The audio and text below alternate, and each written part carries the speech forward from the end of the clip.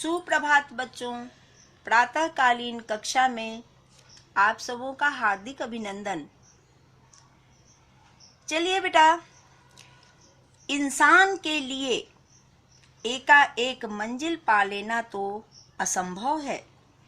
मंजिल पाने के लिए कई बाधाओं को पार करना पड़ता है। बाधाओं से दूर भागने वाला राही अपनी मंजिल को चूमने से प्रायः चूक जाया करता है। इस प्रकार बेटा, हमें बाधाओं से कभी नहीं घबराना चाहिए, बल्कि बाधाओं को एक चुनौती के रूप में स्वीकार करना चाहिए। फिर देखिएगा कि लक्ष्य अर्थात मंजिल बेसब्री से आपका इंतजार करती दिख जाएगी। समझ में आई बेटा? आशा है आप सभी मेरी इन बातों से पूरी तरह सहमत होंगे और अपने जीवन में बाधाओं से कभी नहीं घबराने का दृढ़ संकल्प लेते हुए आगे बढ़ेंगे। इस तरह से इन सुविचारों के साथ इस सत्र का प्रारंभ करते हैं। ठीक है बेटा? अब चलिए, पिछली कक्षा में जैसा कि हम लोगों ने पाठ 7 का समापन कर लिया, 2 कक्षाओं के उपरांत हम लोग पाठ 7 का समापन कर लिया और इसमें आए मुहावरे, शब्दार्थ का भली भांति अवलोकन किया। आज की कक्षा में हम लोग पाठ में से यानी प्रश्नोत्तर पे विचार करते हैं। ठीक है ना? अब चलिए, ये पहला प्रश्न है, किस बात से पता चलता है कि वेस्टियन स्वभाव से बहुत क्रूर और अक्खर था? पाठ के दरमियान मैंने आप लोगों को क्रूर और अक्खर शब्द से परिचित करवाया था। याद है ना? क्रूर यानी निर्दयी। ठीक है? मेरे समझ से याद आया होगा आप लोगों को। अब चलिए, इन प्रश्नोत्तर पे विचार करते हुए आगे बढ़ते हैं। आप लोग इसका ख्याल भली भांति रखिएगा और शांति पूर्वक मेरी बातों को सुनिएगा। ठीक है? चलिए, अब उत्तर इसका, जंगल के बीचों बीच एक सड़क बनवानी थी। बेस्टियन को शासन द्वारा सड़क बनवाने का काम सौंपा गया। वह यानी बेस्टियन क्या किया? आदिवासियों के गांव में गया और घमंड के साथ चिल्लाकर कहा, 2 दिनों में सड़क बनाने का काम शुरू होगा, तुम सबों को काम पर पहुंचना है ना? याद आई बेस्टियन की बात? ये पाठ के अंतर्गत ही इस अनुच्छेद से मिला है ना? चलिए, उसके बाद ये इतना ही नहीं, कोई एक कोया आदिवासी ने इस विषय में बेस्टियन से पूछा कि काम करेंगे तो बदले में क्या मिलेगा? इस पर उन्होंने कहा, हुक्म बजाना नौकर का काम है, आगे से यह सवाल मत पूछना। बेस्टियन के इस कथन से यानी इस बात से पता चलता है कि बेस्टियन स्वभाव से क्रूर और अक्खर था। आप लोग भी मेरे समझ से, मेरी इस उत्तर से पूरी तरह सहमत होंगे और पूरी तरह से उत्तर आप लोगों को समझ में आ गई होगी। अब चलिए ये दूसरा सवाल है, श्री राम राजू का पूरा नाम क्या था? आदिवासियों से उसका परिचय किस प्रकार हुआ? सीताराम राजू का, यानी यहाँ क्या है, श्री राम राजू का पूरा नाम क्या था? तो श्री राम राजू का पूरा नाम अल्लूरी श्री राम राजू था, है ना? अल्लूरी श्री राम राजू था। अब इसी में ये दूसरा क्वेश्चन है ना? आदिवासियों से उसका परिचय किस प्रकार हुआ? तो यहाँ ये अनुच्छेद बदल के फिर लिखिएगा कि जब श्री राम राजू जंगल में आए तो आदिवासियों से हिल मिल गए। लोग उनसे अपने दुख दर्द बांटने लगे। वे कष्टों से छुटकारा पाने का उपाय भी पूछते, है ना? इस प्रकार उनका परिचय आदिवासियों से हुआ। अब आइए हम लोग तीसरे प्रश्न पे विचार करते हैं। श्री राम राजू की किस बात को सुनकर आदिवासियों में हिम्मत आई? याद आई आप लोगों को? ये था ना कि अंग्रेजों के अत्याचार से आदिवासी डरे सहमे थे। फिर श्री राम राजू के आने के बाद, उनसे दोस्ती के बाद उनमें हिम्मत आई। तो फिर ये हिम्मत कैसे आई, इस पे हम लोग इस उत्तर में विचार करेंगे, है ना? श्री राम राजू ने आदिवासियों से कहा कि हमें अत्याचार के सामने नहीं झुकना चाहिए। तुम लोगों को काम पर जाने से मना करना चाहिए, है ना?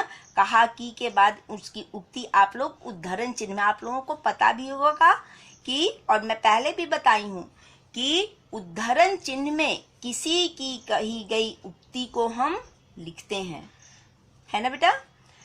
चलिए, हमारे मशहूर नेता गांधी जी, है ना? गांधी जी को भी एकल उद्धरण चिन्ह में लिखिएगा। का कहना है कि भारत के लोगों को अंग्रेज सरकार का सहयोग नहीं करना चाहिए और उनका काम बंद कर देना चाहिए। बात समझ में आई बच्चों? इन बातों से आदिवासियों में हिम्मत आई। अब आइए प्रश्न संख्या 4। कोया आदिवासी भारतीय सिपाहियों का ध्यान किस प्रकार रखते थे? याद आई?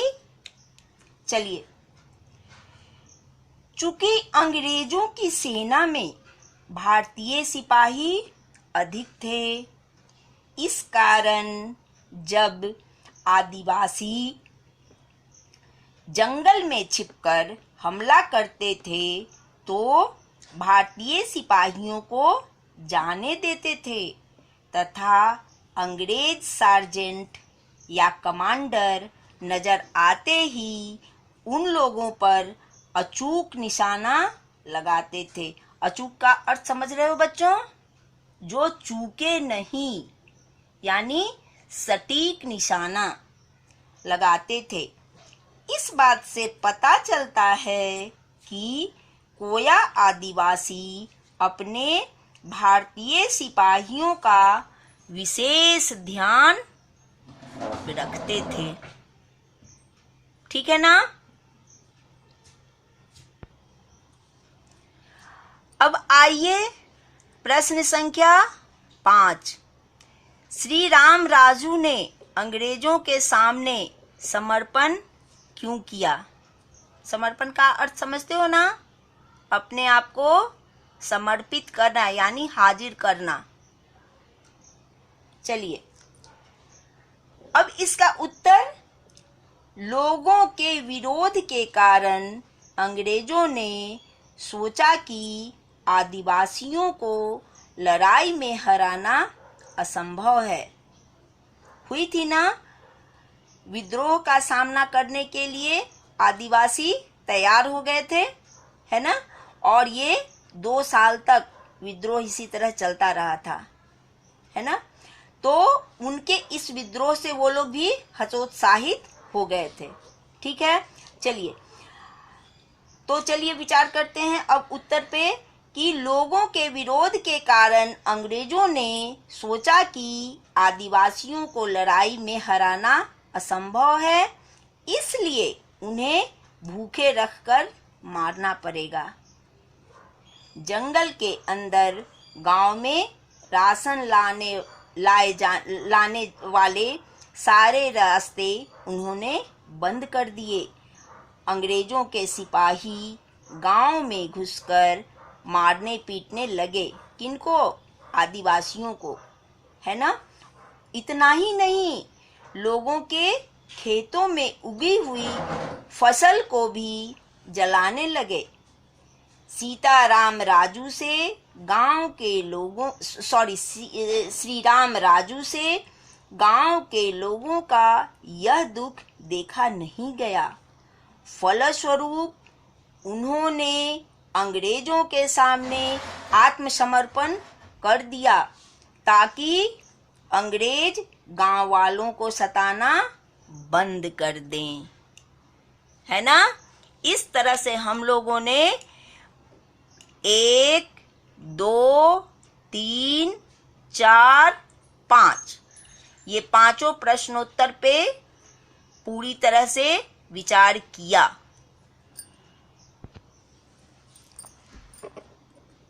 अब उसके बाद थोड़ा रिवीजन भी हम लोग कर लें। जैसा कि आप लोगों को याद होगा कि प्रश्न संख्या 6 को हम लोगों ने पिछली कक्षा में किया था।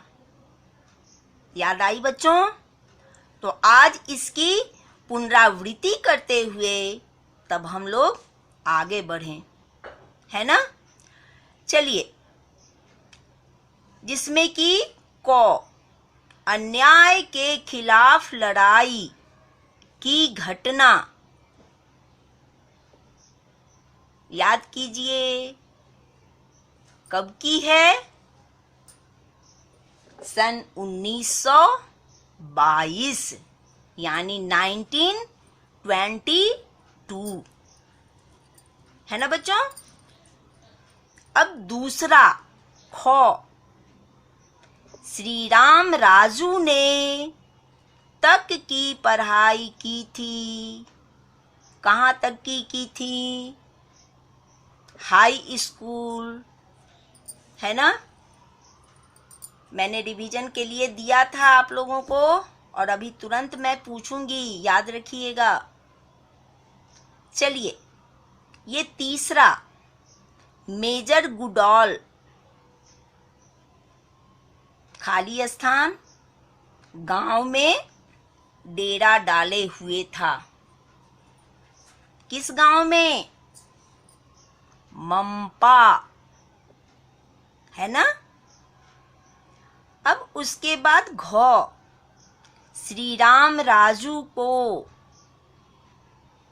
किसने गोली मारी? याद आई? कुंचू, जो कि मैंने लिखने का तरीका भी आप लोगों को बताया था।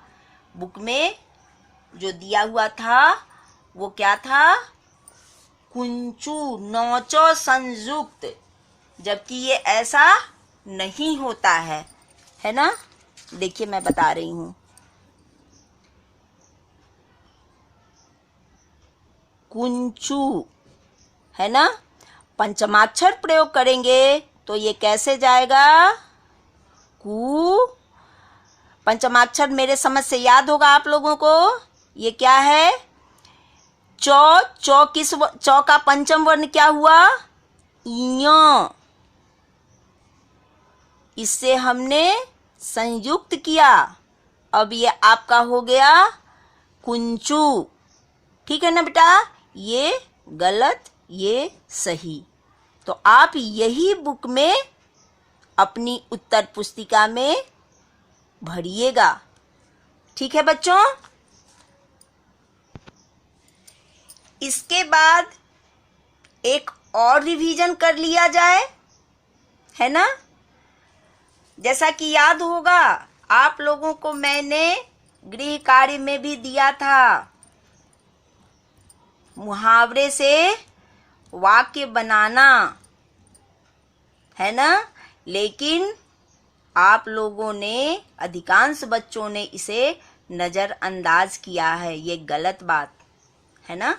तो चलिए इसकी पुनरावृत्ति हम लोग, यानी इसका भी रिवीजन हम लोग कर लें और तब फिर इसको भी हम लोग गृह कार्य में करेंगे, जिसमें पाठ में आए मुहावरों को मैंने कहा था कि पहले छांट लीजिएगा और तब फिर वाक्य बनाइएगा।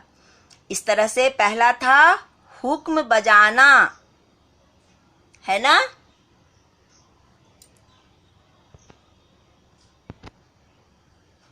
जिसका अर्थ था आदेश का पालन करना। दूसरा मुहावरा चेहरा तमतमाना, यानी गुस्से से कहते हैं ना चेहरा लाल हो जाना, यानी गुस्सा, क्रोधित होना, है ना? अब ये छक्के छुड़ाना, छक्के छुड़ाना का अर्थ क्या हुआ? आया था ना इसमें पाठ में भी, अंग्रेज सरकार के ऐसे छक्के छूटे, तो इसमें था आपका छक्का छूटना।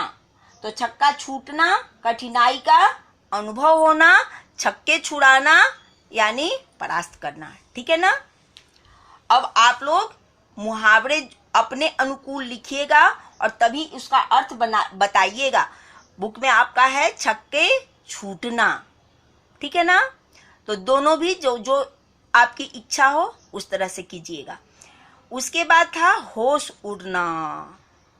ये तो सामान्य है, मेरे समझ से आप लोग सबको ये याद होना चाहिए, होश उड़ जाना, है ना? फिर कूच करना, आक्रमण के लिए आगे बढ़ना, प्रस्थान करना, है ना? कानों कान खबर न होना, यानी बात का पता किसी को भी न चलना। ठीक है ना? उसके बाद दांतों तले उंगली दबाना, ये भी आपका मुहावरा जाना पहचाना है ना? दांतों तले उंगली दबाना यानी आश्चर्यचकित रह जाना। ठीक है? उसके बाद डेरा डालना, डेरा डालना यानी अस्थायी रूप से रहना। इसके अलावा भी बेटा एक दो मुहावरा इसमें आप लोगों को था, है ना? कोशिश कीजिएगा आप लोग, ये 9 मुहावरे मैंने पुनः आप लोगों को पुनरावृत्ति के रूप में रिकॉल करवा दी हूँ, और अगर एक दो मुहावरा और मिल जा रहा है तो कम से कम एटलीस्ट 10 मुहावरा आप लोग जरूर मुहावरे को लिख करके और उसका वाक्य में प्रयोग जरूर कीजिएगा बेटा। इस तरह से आज की कक्षा में हम लोगों ने पाठ में से 1 से 6 जिसमें कि 5 तक के प्रश्नों पर विचार किया और प्रश्न संख्या 6 की हम लोगों ने पुनः पुनरावृत्ति की है। इसके अलावे मुहावरे का भी पुनः हम लोगों ने पुनराविलोकन यानी रिवीजन किया है। मेरे समझ से बच्चों आप लोगों को यहाँ तक में कोई दिक्कत नहीं होगी। अगर होगी तो आप लोग डाउट क्लास में पुनः इसे क्लियर कीजिएगा।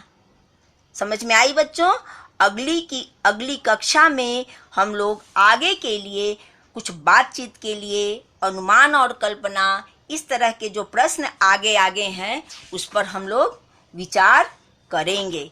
और आप लोग इसको मेरे बताने से पहले एक बार आप लोग इस पे विचार कर लीजिएगा, फिर हम लोग अगली कक्षा में इस पे विचार करेंगे। धन्यवाद बच्चों।